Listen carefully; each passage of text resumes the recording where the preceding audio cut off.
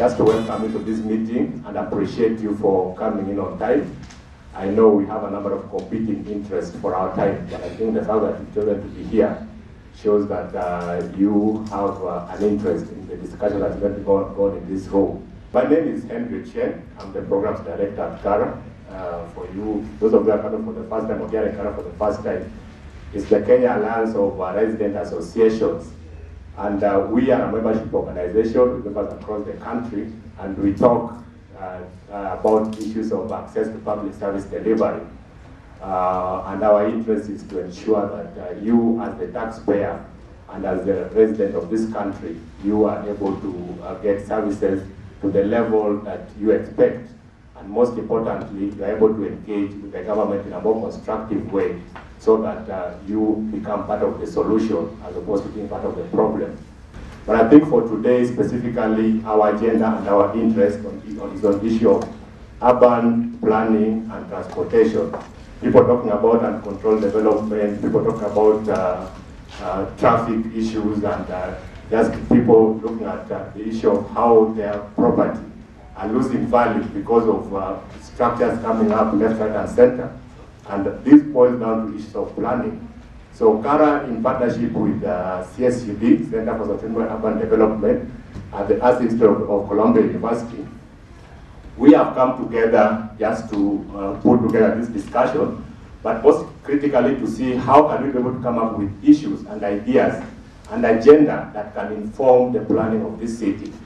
I know we have a number of experts in this room, planners, architects, and many others, and you'll all agree with me that one of the topics that have been on the table in this city for a very long time is the issue of planning for the city, the master plan.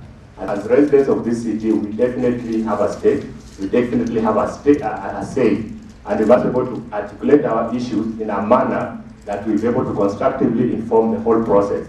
And again, on transportation, I'm sure all of us are victims in one way or the other. I know some of us maybe came late because we were stuck on traffic for many hours.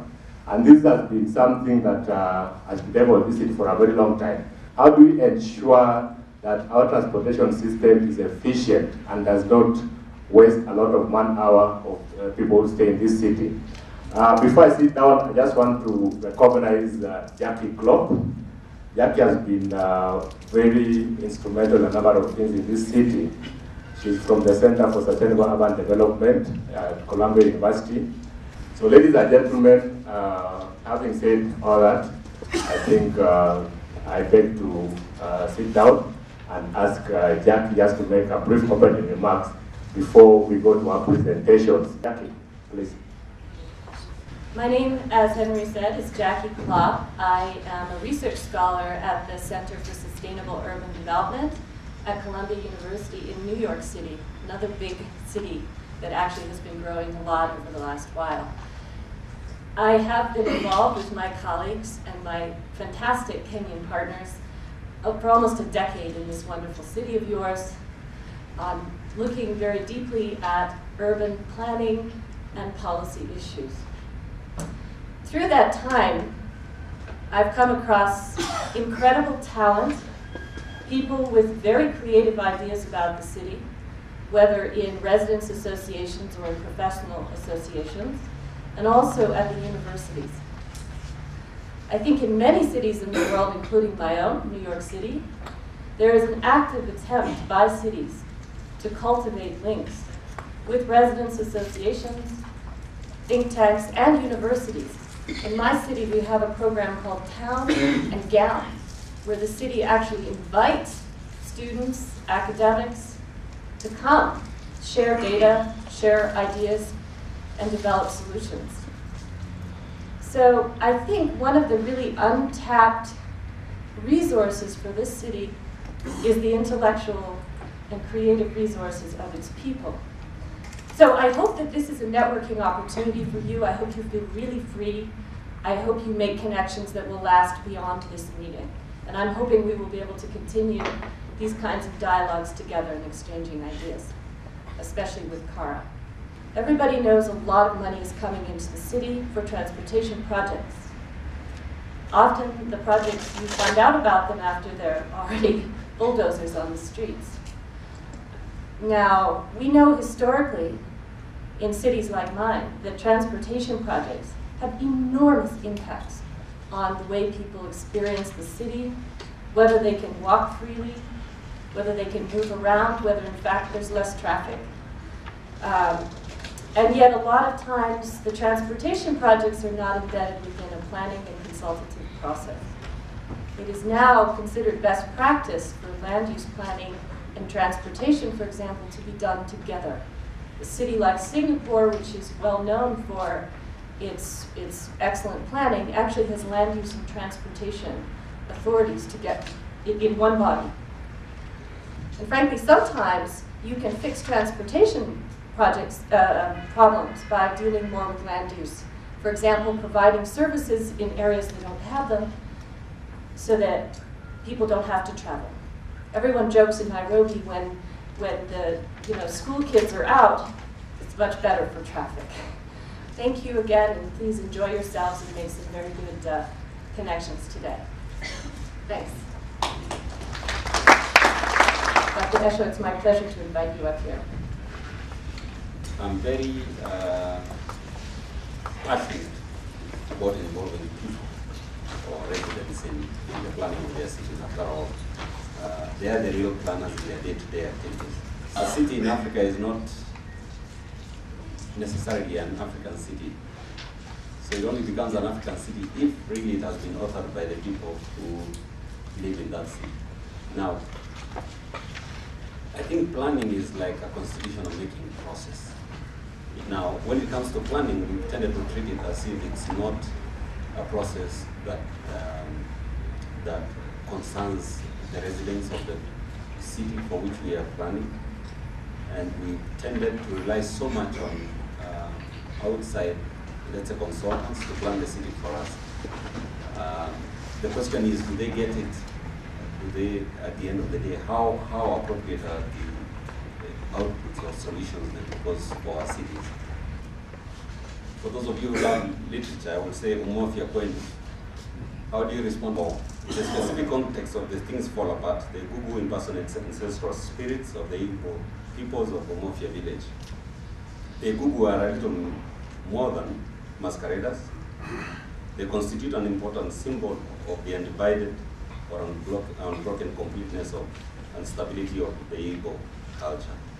They take on the role of a medium that links society to their departed ancestors, and through their ritual incantations invite their participation in the preservation of long-held societal traditions, thereby unifying the past and the present. For this very reason, the Gugu double up as respected judges in the community, listening to complaints, deciding conflicts, and prescribing punishment in accordance to the society's adopted morals. By invoking the departed and much dreaded spirits, therefore, the Gugu seek to foster peace in the present. When the Gugu lose their power, that link is broken, and with it, the system of cultural and societal preservation collapses. Or as Chinua Achebe aptly puts it, things fall apart. Now, the colonists' arrival in Umofia land is accompanied by a dedicated mission that seeks to draft Christianity in the adoption of European cultural practice and civilities. The white priest's role is to win hearts and minds, the success of which is embodied in Nwae's conversion to Christianity. Nwae's conversion angers Okonkwo, given that he represents a growing number of young men and women who are bidding farewell to tradition and first embracing the white man's culture. Okonkwo himself, an Egugu, has cause to be concerned. His influence in society is waning, courtesy of the priest and his band of converts. On one occasion, Enoch, another convert, tore off the Egugu's mask. An act of desecration hitherto unheard of in Umofia. By unmasking one of these impersonators, it was thought that Enoch had taken away the immortal meaning behind the spirit, consequently killing it.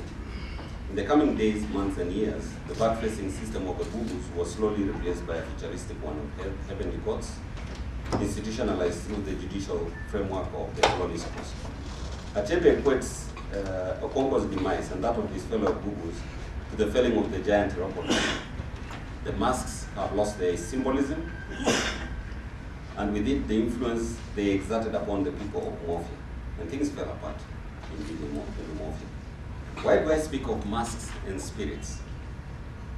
And what is their relevance to this narrative of planning, this discussion of planning?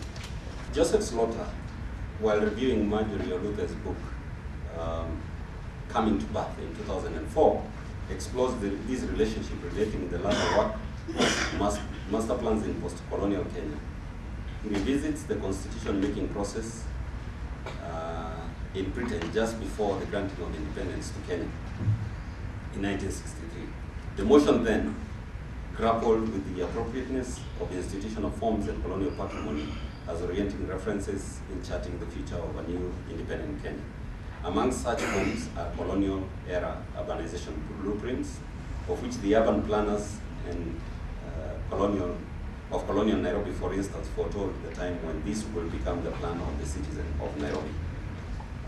The city, which the church then serves as a medium, you can either go to heaven, which is the city of gold, or you end up in hell, which is the city that burns in fire and brimstone. So the planning of Nairobi started off in earnest, of course, with the preparation of different plans, which is testimony to the fact that the priest had his way, and his influence, of course, became instituted in our context. What am I driving at? There was this struggle in the UK where they were thinking, should we really be the ones making a constitution for Kenya? But then the same thought process was going on, challenging what they were bequeathing on us as the African citizenry with our citizens. They were really worried whether we'll be able to take on whatever the special patrimony that they've given us and then continue that legacy. And the question was, should we really be continuing the legacy, or we should chart our own future? Radcliffe, and by extension a section of the British leadership, anticipated conflict between the so-called sober shapes and the colonial blueprint and the African spirits that were required to possess them. The conflict imagined to play out in the following two ways: either through a reconciliation of the forms, blueprint forms, to the ways of the adopting cultures. That's one option. Or the second one, through the deformation of these civic containers to the practices of those that now inhabit them. It is now the year of Jubilee in Kenya, and it is perhaps the right time to interrogate the subject again. In the last 2 decades, we have had 3 different planning approaches, planning processes commissioned with a view to prepare a new master plan for Nairobi. And I'll mention that we had the Nairobi One Convention in the 1990s.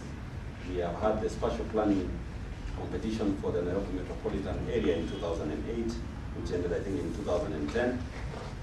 Jackie and I participated as part of one group entering the competition, and Professor Sadia also entered as his own entry. The current initiative is, I think, one sponsored by JICA. I'm not so sure. We are already sponsored by Japan.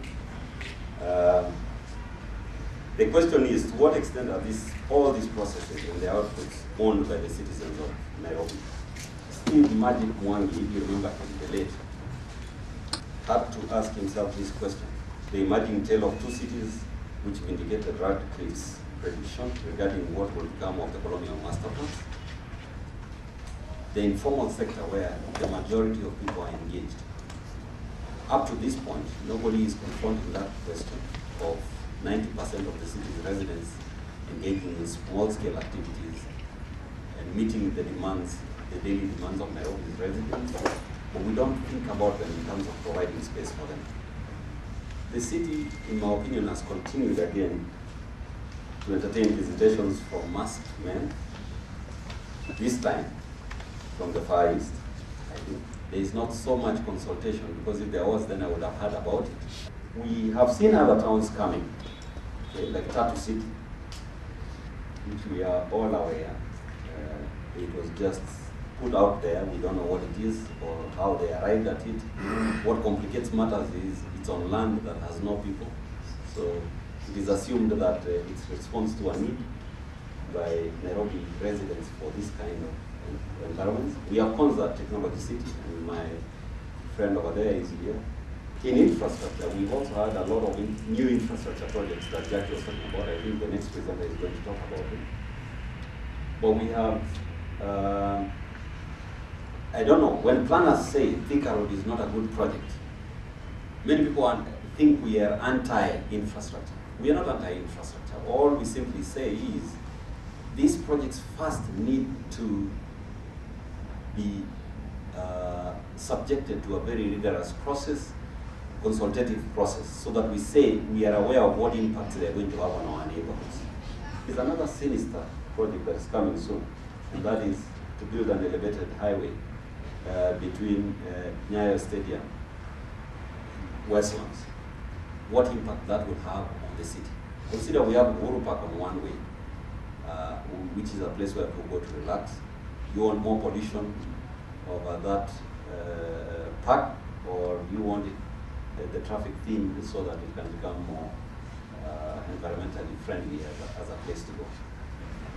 I think what we fail to realize is we are still as much as African or as traditional as we are modernizing. As we embrace modernity, a lot of us are still very passionate about our cultures, and there is a lot in us that is cultural.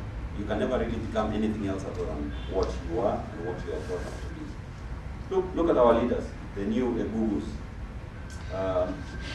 Why would the president, for instance, go and sit down and be masked? As I conclude, I will just say that no planning approach can succeed if it does not involve citizens. From the voice of the residents of Nairobi, I can hear Wanjiko say, if you're going to plan my city, please have the courage to talk to me. Hear me out, I'm an expert on this subject. Thank you very much. Very inspiring and stimulating presentation.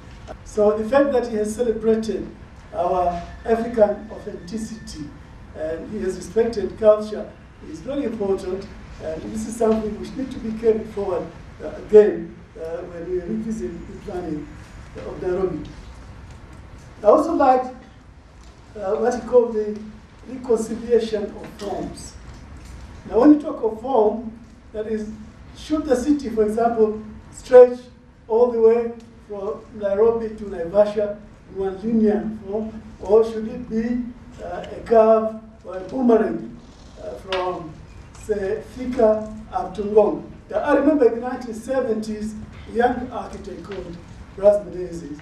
Now he wrote in the papers a little diagram showing the city of Nairobi in a boomerang form stretching all the way from Thika to Nairobi. And that has come true. Now, the tale of two cities was also quite interesting, because when he talks of two cities, he talks of the haves and the have-nots, or they have much and they have little. Now, an American professor called Saskia Sassen, a very famous sociologist, professor of sociology in Chicago, and also visiting professor at the London School of Economics. Now, she has written a book called Cities in the World Economy. And in that book, there's a table showing about 100 cities, and